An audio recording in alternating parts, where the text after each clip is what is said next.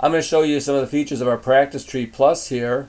We're going to do with the Plus, you got a shift light here for a manual transmission, and I'll show you there's several options of how you can set up the shift light, what RPM to shift at. Maybe you want to trick RPM to have the thing occur at an earlier or later shift RPM, the light to come on. Do you want sound volume, a lot of different settings here. We're doing 4 shifts.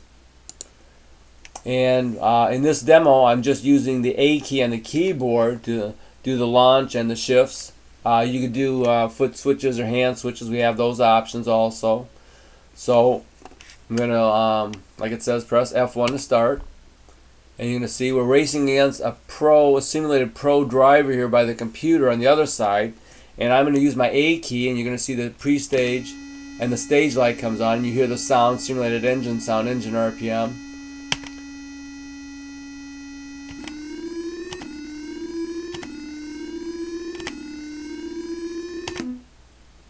And you can see here's my reaction time. The computer red lighted, but here's my reaction time, which is pretty good.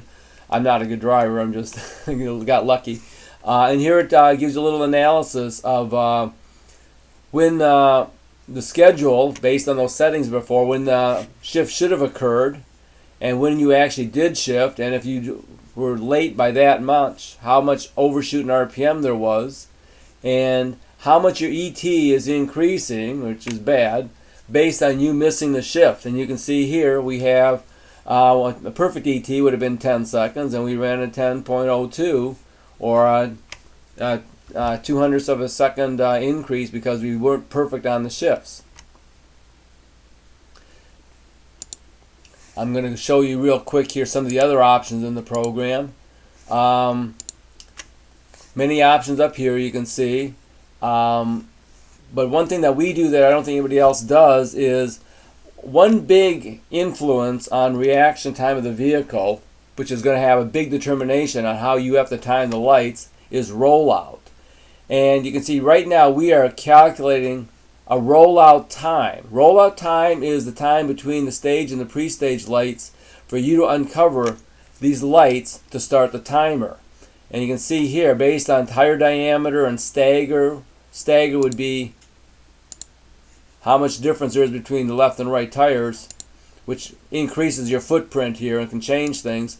Tire diameter and what your 60 foot is, we are estimating that it's going to take you 0.192 seconds to from the point the car starts to move and you actually uncover the lights and start the ET timer. So you can see here, depending on what your staging depth is and several of these other inputs, you can see how your rollout time is changing. And you can also estimate this based on lifting out of the lights.